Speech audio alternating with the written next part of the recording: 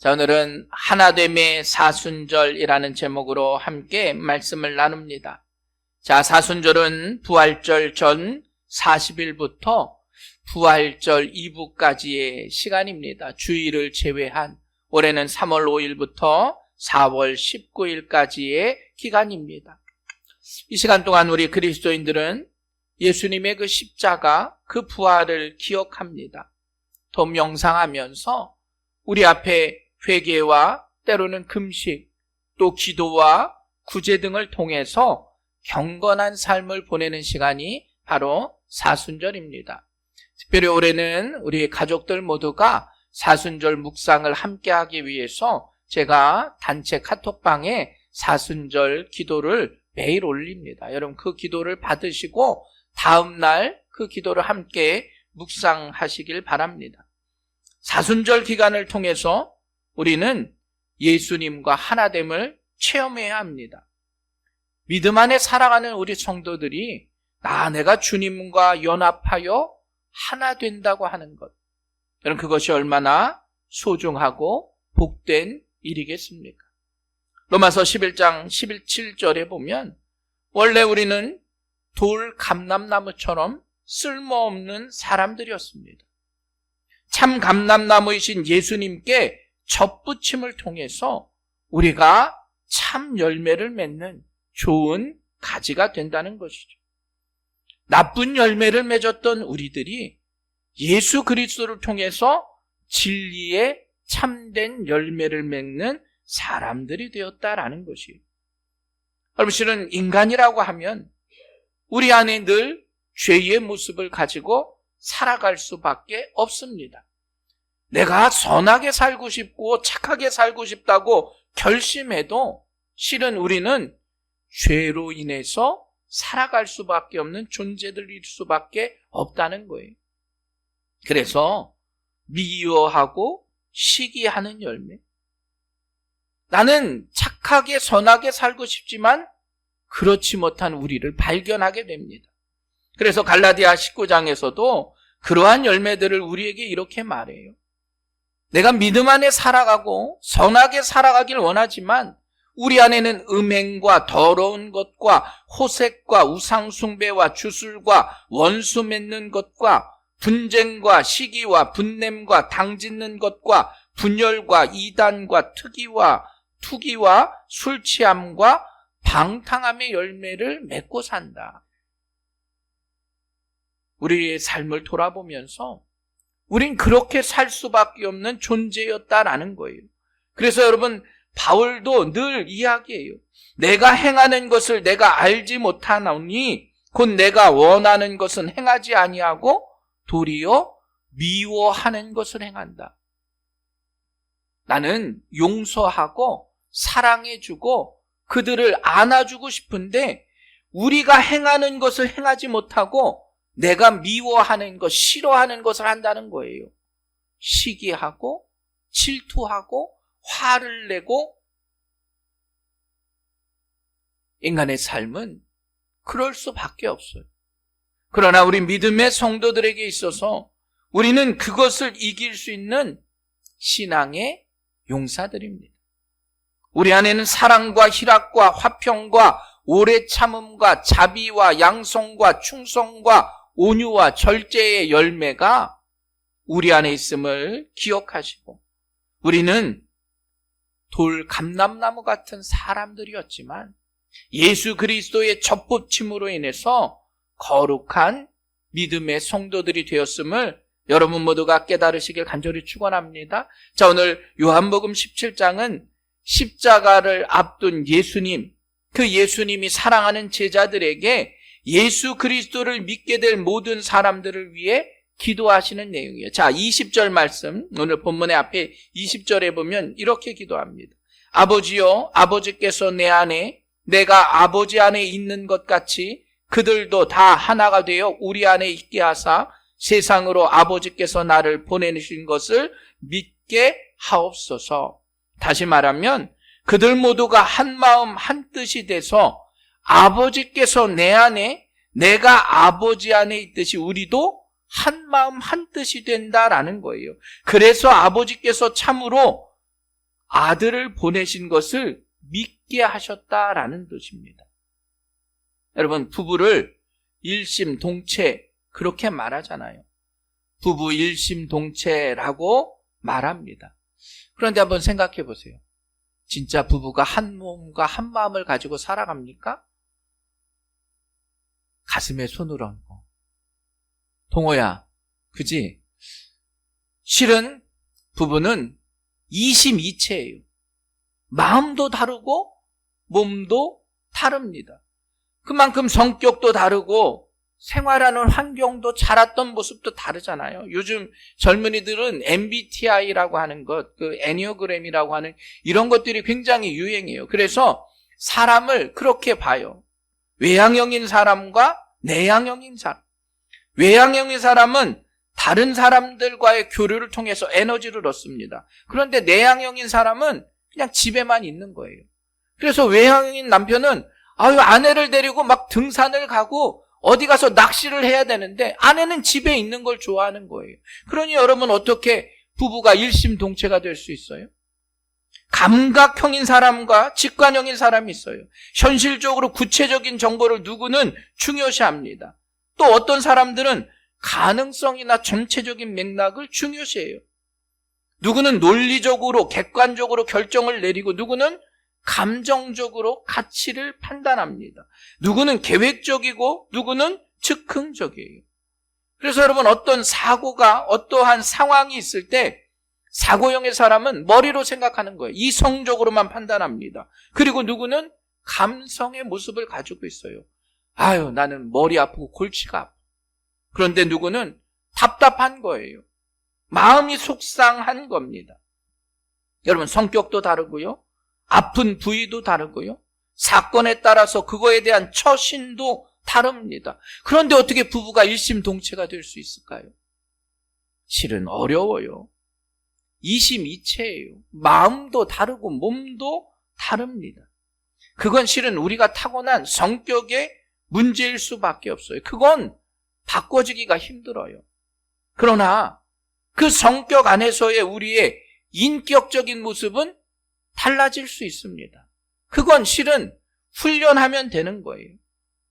사람을 보는 기준의 그 모습보다 중요한 건 내가 그걸 어떻게 이겨나갈 수 있느냐 하는 거예요. 성격이라고 하면 그 사람의 색깔입니다. 그 색깔은 실은 변하기 어려워요. 그러나 그 사람의 인격, 그 의식의 수준은 바뀔 수 있다는 거예요. 그래서 부부 안에서의 가장 중요한 건 인정하는 겁니다. 그 사람의 성격과 인격을 내가 인정하는 거예요. 야, 저 사람은 왜 밤낮 나가서 낚시만 하냐? 그건 그럴 수밖에 없는 거예요. 왜 집에만 있느냐? 인정해야 된다는 겁니다. 서로가 다르다는 것을 인정하는 것. 실은 그게 중요해요. 왜냐? 인정하지 못하면 갈등의 원인이 되기 때문입니다. 이 세상에 하나님이 예수 그리스도를 이 땅에 보내주신 목적과 계획은 바로 그것입니다. 예수 그리스도의 놀라운 은혜를 통해서 모든 사람들이 하나가 되는 것이에요. 여러분, 그런데 부부도 하나 되기가 힘든데 어떻게 그리스도인들이 하나가 될 수 있을까? 국가와 민족을 통해서 인종을 뛰어넘어서 때로는 누구는 부자고 누구는 가난할 수 있잖아요. 누구는 높은 자고 누구는 낮은 자가 될 수 있잖아요. 누구는 강한 권력을 가지고 있고 누구는 그렇지 못할 수도 있다는 거예요. 어떻게 우리 믿음의 성도들은 그러한 벽을 허물 수 있을까? 수많은 갈등도 있고요. 수많은 부조리도 있는 그 상황 가운데 어떻게 우리는 그것을 이해하며 그것을 해결할 수 있을까? 바로 예수 그리스도의 십자가의 보혈, 그 은혜를 통해서 우리는 하나됨을 기억해야 합니다. 실은 사순절은 바로 그거예요. 예수님의 그 십자가의 희생을 생각하는 겁니다. 왜 예수님이 십자가에 달려 돌아가셨을까? 그것을 통해서 우리 안에 있는 잘못된 인격의 모습들을, 내 안에 있는 잘못된 모습들을 다 내려놓게 하는 것. 하나 되게 하는 놀라운 은혜가 주님의 십자가에 있다는 사실을 기억하십시오. 에베소서 4장 4절에 몸이 하나요 성령도 한 분이시니 이와 같이 너희가 부르심의 한 소망 안에서 부르심을 받았느니라. 우리가 주님도 한 분이고 믿음도 한 분이고 세례도 하나고 한 분이신 하나님 앞에 우리는 부름을 받은 자들이에요. 그리고 모두가 하나 되기 위해서 우리는 부르심에 합당한 생활을 해야 한다라고 말하고 있어요. 그걸 에베소서 4장 2절에는 모든 겸손과 온유로 하고 오래 참음으로 사랑 가운데 서로 용납하라. 믿음의 성도는 부름받은 사람입니다. 부름받은 사람은 부르심에 합당한 삶을 살아야 된다는 사실을 여러분 모두가 기억하시기 바랍니다. 여러분, 그것이 바로 우리가 하나 되기 위해서 우리가 노력해야 되는 거예요. 그렇다면 부르심에 합당한 생활, 처음은 바로 겸손이에요. 겸손은 뭡니까? 자기를 낮추는 겁니다. 나만 낮추는 건 굴욕이에요. 그러나 나는 낮추어지고 다른 사람을 섬기는 게 겸손이에요. 예수님이 제자들의 발을 씻기셨어요. 어떻게 스승이 제자의 발을 씻길 수 있을까? 그건 제자들을 예수님이 섬기셨기 때문이에요. 예수님은 하나님과 동등되신 분입니다. 사람들을 섬김으로 하나님의 뜻을 나타나셨어요. 자기를 낮추셨어요. 그리고 이 땅에 오신 겁니다. 그리고 그걸 우리에게도 전해주고 계세요. 그 모습을 보여주신 거예요. 여러분, 누구나 섬김을 받고자 세상 사람들은 살아가요. 그러나 어느 집단에서나 어느 사회에서나 분명히 섬기는 자들이 있어야 그 집단이 하나가 되고 화평을 이룰 수 있어요. 가정도 마찬가지입니다. 학교도 마찬가지예요. 사회도 마찬가지입니다. 먼저 자기를 낮추는 섬기는 믿음의 성도들 되시길 주님의 이름으로 간절히 축원합니다. 실은 섬길 수 있는 자가 이길 수 있는 거예요. 섬길 수 있는 자가 승리할 수 있습니다. 그 다음으로는 온유함입니다. 프라우테토스라고 하는 헬라어라고 하는 이 온유라는 단어는 친절하다, 너그럽다, 부드럽다라는 말이에요. 우리가 믿음의 성도들이 교회에서만 친절해서는 안 됩니다. 여러분, 사회에서도요, 여러분이 처해 있는 그 환경 가운데서도 여러분 친절하셔야 돼요. 우리가 교회에선 싸울 수 없잖아요. 그러니까 교회에선 다 웃고 계신데, 아니 나가서는 막 화내고 다른 사람에게 그렇게 할 수 없다는 거예요. 텔레이는 이렇게 이야기합니다. 온유는 세계를 정복하는 힘이다. 여러분, 우리에게 온유함이 있다고 하는 건 내가 강하다는 거예요. 다른 사람에게 온유함을 보여줄 수 있는 자가 강한 자입니다. 시편 37편 오직 온유한 자는 땅을 차지하며 풍부한 화평으로 즐길지로다. 마태복음 5장 5절 온유한 자는 복이 있나니 저희가 땅을 기업으로 받을 것이다. 놀랍지 않습니까? 온유한 사람은 땅의 기업을 허락해 주신대요. 그만큼 온유한 자에게 주시는 놀라운 축복을 기억하시길 간절히 축원합니다. 온유는 나를 죽여야 합니다. 그리고 하나됨의 주체가 되시는 예수님을 바라볼 때 우리도 온유한 삶을 살아갈 수 있는 거예요. 여러분, 이번 사순절 기간은 하나됨을 위해서 우리가 겸손과 온유함으로 나아가시길 바랍니다. 그리고 또 하나됨을 위해선 오래 참아야 합니다. 오래 참음은 실은 하나님의 성품이에요. 인간은 오래 참을 수 없어요. 인간의 관계에서는 오래 참는다고 하는 게 쉽지 않습니다. 그러나 하나님은 어떻게 해요? 우리 죄인들을 보면서 수없이 참아주셨어요. 오래 참은 이유는 뭐냐? 너희가 다시 돌아올 수 있는 회개의 기회를 주시겠다는 거예요. 여러분, 우리도 하나님의 그 성품을 기억해야 합니다. 실은 세상 가운데 살아가면서 부당하기도 하잖아요. 불의 가운데서도, 불편한 처우 가운데서도 우리도 손해를 봅니다. 원망하고 불평합니다.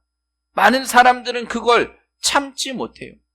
그런데 놀랍게도 하나님의 뜻과 섭리 안에 살아간다면 때로는 그것도 참아야 한다는 것이죠. 불안한 가운데서도 하나됨의 열매를 맺기 위해선 여러분 진정한 모습으로 오래 참을 수 있는 여러분들 되시길 바랍니다. 실은 끝까지 참는 자가 이기는 거예요. 신앙의 길은 참음의 길입니다. 여러분 당장 10년 신앙생활에서 천국의 소망을 얻는다. 그럼 사람들이 10년 동안 열심히 해요. 그런데 성경엔 그렇지 않아요. 예수님이 십자가상에서 멸시와 천대와 모욕을 받으셨어요. 우리 같으면 아버지 나 다 때려칠게요. 나 여기서 내려주세요. 내가 왜 이러한 모욕을 당하고 천대를 당하고 이러한 멸시를 받습니까? 나도 귀한 집 자식인데, 나도 배울 만큼 배웠는데. 그런데 참으라는 거예요. 여러분 십자가 죽기까지 참을 수 있는 은혜가 여러분에게 함께하길 간절히 축원합니다. 그래서 성경은 이야기해요. 솔로몬의 지혜, 여러분 그것보다 욥의 인내가 더 귀한 겁니다. 솔로몬의 지혜가 주시는 축복인 것 같지만 욥의 인내가 우리 믿음의 성도들에게 있어서 더 중요한 신앙의 길임을 깨달으시길 간절히 축원합니다. 그래야 하나 될 수 있는 거예요. 그리고 적극적인 사랑을 통해서 우리는 하나 됩니다. 성경은 우리에게 말씀해요. 원수까지도 사랑하라. 그죠? 그런데 원수까지 사랑하는 게 쉽지 않아요. 남편이 원수 같으면 사랑할 수 있어요. 그죠? 아이고 이 원수야. 그런데 사랑하잖아요. 그런데 실은 진짜 원수는 사랑할 수 없어요. 미워하고 아직도 그 마음 가운데 원한이 있다는 거예요. 예수님은 십자가에 달리시고 조롱하는 그들을 위해서 그들의 죄사함을 위해 기도하셨습니다. 우리도 마찬가지예요. 실은 원수 같은 자들을 위해서 여러분 더 잘 되기를 기도하시기 바랍니다. 나에게 상처 준 이들이 온전한 마음으로 나아갈 수 있도록 기도하시기 바랍니다. 그래야 내 마음에 평안함을 얻을 수 있는 거예요. 여러분 사순절의 이 시간은 바로 그거예요. 한번 가슴에 손을 얹고 생각해 보세요. 아유 죽을 만큼 미운 사람 있어요 없어요? 없으면 다행이죠. 그런데 죽을 만큼 미운 사람이 있으면 여러분 이번 사순절 기간 동안 기도하십시오. 저 원수 같은 사람이지만 주님 저 사람 잘 되게 해 주십시오. 예수 그리스도의 마음을 내 안에 허락해 주셔서 나도 그를 용서하고 실은 내 마음이 더 평안함을 얻을 수 있도록 우리가 거룩한 길에 나아갈 수 있도록 거룩한 성도가 될 수 있도록 우리도 그렇게 기도할 수 있어야 하는 거예요. 그래서 오늘 말씀이에요.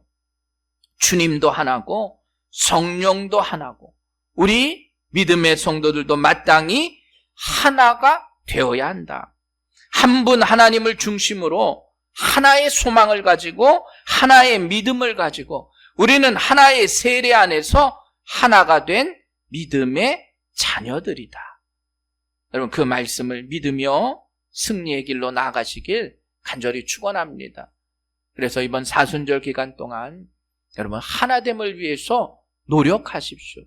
여러분의 가정의 하나됨을 위해서, 여러분 자녀들이 하나됨을 위해서, 그리고 우리 섬기는 교회가 하나됨을 위해서, 이 나라에 있는 그리스도인들이 하나됨을 위해서, 이 나라와 이 민족이 하나됨을 위해서 기도하며 승리하시길 주님의 이름으로 간절히 축원합니다. 그렇게 하나됨을 위해서 나아가는 게 하나님의 뜻이라는 거예요.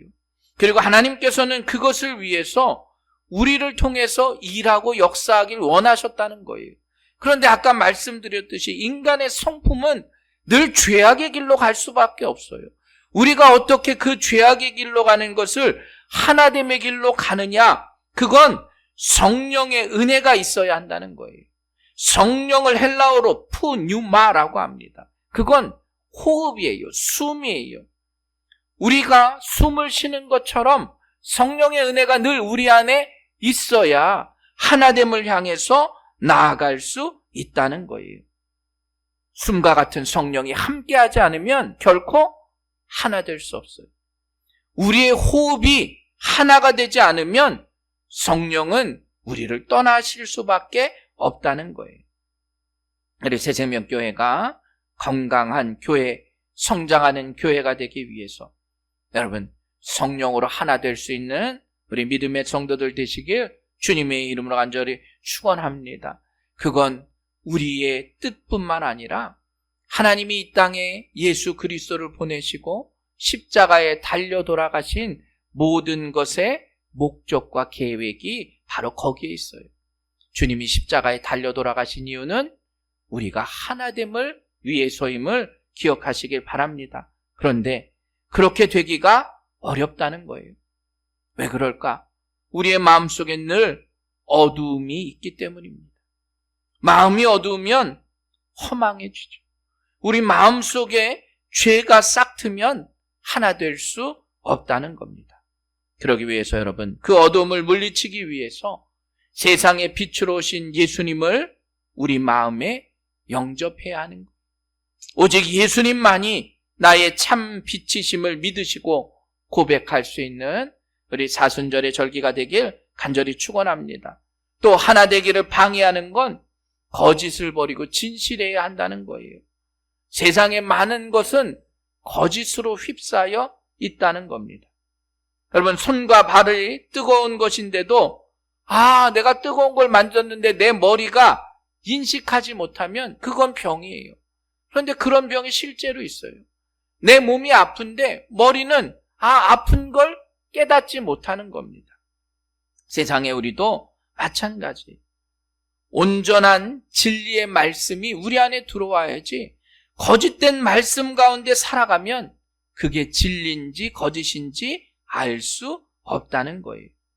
여러분, 이 나라와 이 민족, 우리의 가정과 교회, 진리의 말씀 가운데 살아가는 우리 믿음의 성도들 되시길 주님의 이름으로 간절히 축원합니다. 그러한 일들을 감당하기 위해서 늘 우리는 우리의 입술이 복된 입술이 되어야 해요. 더러운 말, 거짓의 말이 우리의 입술을 통해서 나와서는 안 된다는 겁니다. 여러분, 듣는 사람으로 하여금 위로와 소망의 말을 할 수 있는 여러분들 되시기 바랍니다. 여러분들의 그 언어가 기쁨과 은혜의 언어가 되길 간절히 축원합니다. 여러분, 근심하고 걱정하는 사람 앞에 가서 아이고 너 힘들지, 그렇게 얘기하면 힘들어요. 그 근심과 걱정을 덜어주는 말을 해야 되지 않겠어요? 여러분, 상처받은 사람들 앞에 가서 그 상처를 자꾸 들춰내면 얼마나 가슴 아프겠어요? 그 상처를 싸매주는 말을 해야 되지 않겠냐는 거예요. 하나됨을 방해하는 그것 중에 가장 문제가 되는 게 바로 언어예요. 말이에요. 그걸 뭐라고 이야기하느냐? 화해하기를 거부하는 원한, 그걸 악독이란 말이에요. 많은 사람들은 그것 때문에 분노하고 화를 내고 그 화를 풀지 못한다는 겁니다. 여러분, 우리 안에 때로는 손해볼 수 있고 때로는 모욕적일 수 있지만 용서하고 용납할 수 있는 우리 믿음의 성도들 되시길 간절히 바랍니다. 여러분, 악한 마음이 내 안에 남아있지 않도록 해야 된다는 것이죠. 많은 사람들은 큰 소리 내면 이기는 줄 착각해요. 그러나 낮은 목소리로 용서하고 용납하는 게 이긴다는 사실을 기억하시기 바랍니다. 그리고 늘 우리는 믿음 안에서 인자함을 가지고 세상 가운데 살아가야 합니다. 자, 우리 옆에 계신 분들 얼굴 한번 보세요. 자, 인자하나요? 우리 화가 났나요? 그죠? 적어도 우리끼리는 인자함을 가지고 나아가야 되는데 세상 사람들이 볼 때 아이고 저거 새생명교회 어떤 권사님은 맨날 화만 내고 다니, 그러면 안 된다는 거예요. 세상 사람들이 볼 때도 인자해야 합니다. 그래야 불쌍히 여기고 용서함의 생활을 할 수 있어요. 여러분, 예수님의 얼굴 우리는 알 수 없잖아요. 우리는 성화로 봤는데 예수님 얼굴은 우리는 아무도 몰라요. 예수님 얼굴이 어땠을까? 제가 생각해 봤어요. 정치하는 사람들처럼 막 화내고 맨날 그렇게 다니셨을까? 아니에요. 예수님은 인자하셨을 거예요. 세상의 사람들이 봐도 인자했을 거예요. 그런데 좀 화가 나요. 왜 목사님들은 별로 인자한 분들이 없고 스님들 있잖아요. 머리 다 깎고 이런 분들은 아주 아무것도 애기 피부처럼 인자하게 생겼어요. 그래서 그들을 좋아하는지 모르겠지만 여러분, 우리도 마찬가지예요. 우리 얼굴을 통해서 세상 사람들이 그것을 깨달을 수 있어야 합니다. 그런데 얼굴만 그래서는 안 되겠죠. 우리의 삶 자체가 우리가 정말로 인자하고 불쌍한 마음을 가지고 용서하는 삶을 가질 때 하나가 될 수 있다는 거예요. 우리 새생명교회는 한 마음과 한 뜻으로 하나 되는 교회가 되길 주님의 이름으로 간절히 축원합니다. 여러분, 그걸 깨달을 수 있는 진리를 아는 지혜가 우리 안에 있어야 해요. 기독교의 핵심의 진리는 바로 그겁니다. 그러한 예수 그리스도를 우리가 아는 것, knowledge of Jesus Christ. 예수 그리스도를 아는 지식이 내 안에 있어야 한다는 거예요. 세상의 그 어떠한 문제보다 중요한 건 내가 예수 그리스도를 아느냐 모르느냐 하는 겁니다. 세계의 역사는 실은 하나님의 역사예요. 하나님의 역사이기 때문에 우리가 아무리 발버둥 치고 우리의 뜻대로 한다고 되지 않는다는 거예요. 중요한 건 세상이 어떻게 돌아가느냐, 세상의 어떤 역사 가운데 예수님이 어떤 분인 줄을 아는 것이 더 중요한 거예요. 예수 그리스도를 통해서 우리는 하나님을 알고 하나님과 함께 하시는 삶을 통해서 우리가 하나 될 수 있다는 사실을 여러분 모두가 기억하시길 주님의 이름으로 간절히 축원합니다. 여러분, 그 사랑을 아는 사람들의 공동체가 바로 교회예요. 그러니까 우리들은 어떻게든 더 사랑해야 되고 어떻게든 더 하나가 되어야 한다는 거예요. 참된 사랑은 바로 하나가 되는 것이에요. 참된 사랑을 하는 사람은 그 하나님을 아는 참된 지식에 살아가는 자들입니다. 여러분, 사순절 이 시간 동안 여러분, 우리들 모두는 하나됨을 위해서 노력하시길 간절히 축원합니다. 예수 그리스도를 아는 지식 가운데 우리는 살아가는 자들이에요. 그리고 그 말씀의 표준을 어디에 두느냐? 말씀에 두고 살아가는 자들입니다. 말씀과 하나 되는 삶. 말씀과 하나 될 때 우리의 신앙이 온전히 나아갈 수 있는 거예요.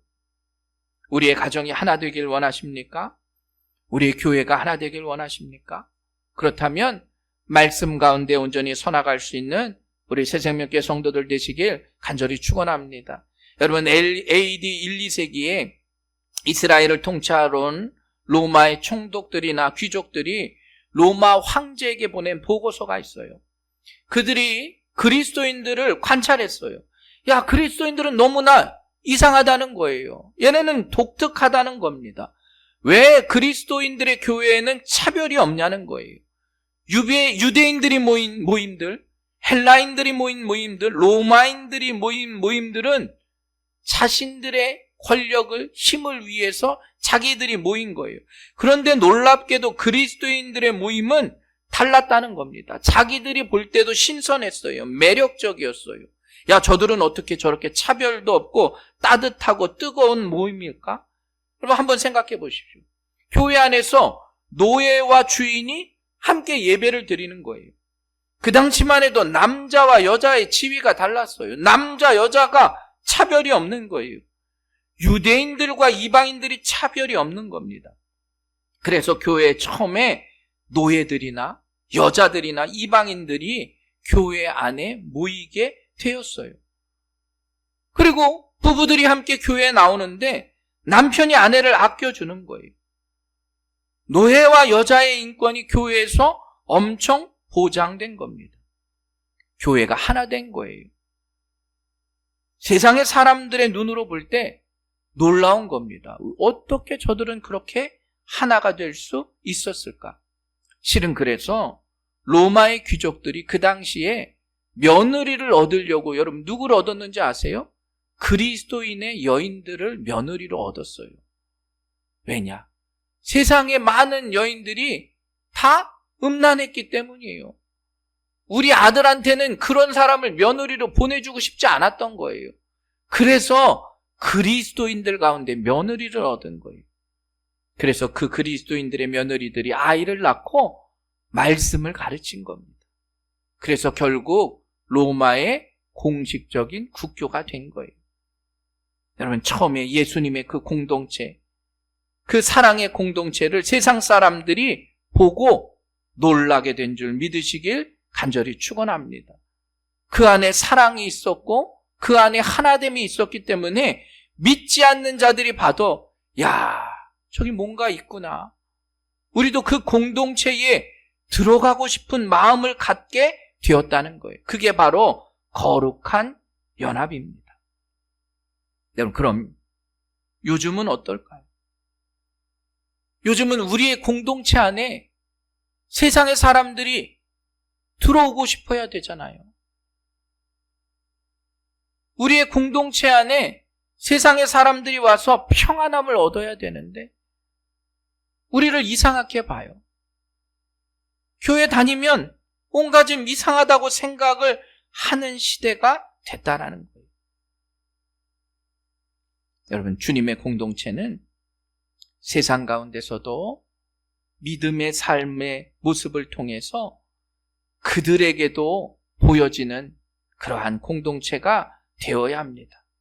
따뜻하고 차별 없고 예수 그리스도의 사랑 안에서 하나 될 수 있는 우리 새생명교회의 믿음의 성도들 되시길 주님의 이름으로 간절히 축원합니다. 우리가 예수를 믿는다고 하는 건 옛날에 우리의 것들은 다 과감히 끄고 예수 그리스도의 접붙임된 우리가 거룩한 연합으로 하나 된다는 사실을 기억하시길 간절히 축원합니다. 그러기 위해서 어떻게 하면 거룩한 연합을 이루겠어요? 그건 예수님만 바라봐야 합니다. 어떠한 조건이 필요한 게 아니에요. 요즘 결혼하는 친구들이 가장 중요한 게 뭔지 압니까? 외부적인 조건이에요.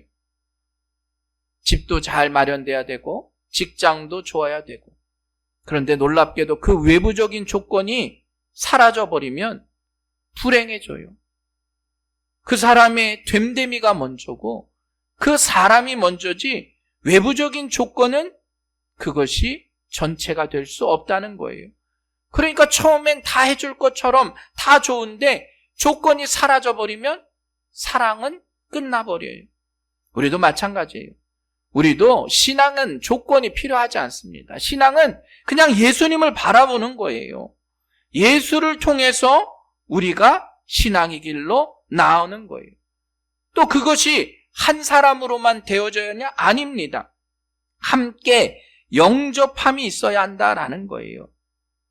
결혼할 때도 마찬가지잖아요. 같이 살고 싶어 하는 사람, 결국은 그 만남을 통해서 배우자로 맞아들여야 합니다. 그래야 그것을 유지할 수 있는 거예요. 신랑과 신부가 하나가 됨이죠. 우리도 예수 그리스도와 하나 된 믿음의 성도들 삶 속에서 거룩한 연합, 한 몸이 됨을 여러분 모두가 깨달으시기 바랍니다. 그걸 성경에서는 생명의 성령의 법이 우리를 사로잡아서 죄와 사망의 법에서 우리를 떠나가게 하고 우리를 기쁨과 평안을 소유할 수 있게 했다 말해요. 여러분, 예수 그리스도를 통해서, 여러분 생명의 성령의 법을 통해서 여러분 모두 기쁨과 평안함을 소유할 수 있게 되길 주님의 이름으로 간절히 축원합니다. 우리는 그러한 예수 그리스도를 닮아가는 삶을 통해서 인생의 길을 걸어가는 거예요. 제가 아까 부부는 일심동체 거짓말이라고 했죠. 그러나 실은 부부는 일심동체여야 합니다. 우리도 마찬가지. 예수 그리스도의 접붙임이 됐다고 하는 건 예수님을 닮아간다라고 하는 것이죠. 부부는 다른 삶을 살아갔어요. 그리고 하나가 됩니다. 그런데 여러분 10년, 20년 살다 보면 닮아가요. 그죠? 그런데 그 닮아가는 과정이 그냥 쉽게 되지 않습니다. 때로는 부부싸움도 하고 화해도 했다가 또 싸워요. 상처도 오래가고 화해도 잘 합니다. 그런데 시간이 지나가다 보면 위기를 맞게 돼요. 그 위기를 어떻게 해요? 잘 이겨야 인고 부부가 되는 거예요.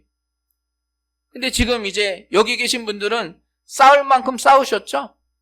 이제는 싸워도 소용없음을 아니까. 그래서 잘 버티고 잘 화해하시고 또 상처도 다 이겨내신 거예요. 여러분, 신앙도 마찬가지예요. 우리가 믿음으로 예수 그리스도를 나의 구주로 영접하고 나아가는데 부부싸움과 똑같아요. 주님 때로는 힘들어요. 주님 때로는 어려워요. 주님 자꾸 십자가 지려는데 짜증나요. 요나처럼 도망가고 십자가도 내려놓습니다. 난 주님 뜻대로 살고 싶은데 그렇게 하기 어려워요. 그게 반복이 되는 게 신앙의 길이에요. 그런데 여러분, 때로는 그 길이 반복되고 깨어지고 다시 일어나고 연단의 과정을 거쳐야 우리가 어떻게 해요? 그나마 예수님을 조금 닮아가게 되는 거예요. 이번 사순절 기간 동안 때로는 무너졌던 우리의 신앙의 길이 다시 예수님께 나아가 주님을 닮아갈 수 있는 여러분들 되시길 간절히 축원합니다. 여러분, 그 과정을 계속해서 이어나갈 때 이제 주님을 조금 닮아가는 그리스도인이 되었구나. 내 자아가 깨어지고 내가 주님을 닮아가는 온전한 연합을 이루게 되었구나 고백할 수 있는 우리 새생명교회 성도들 되시길 주님의 이름으로 간절히 축원합니다.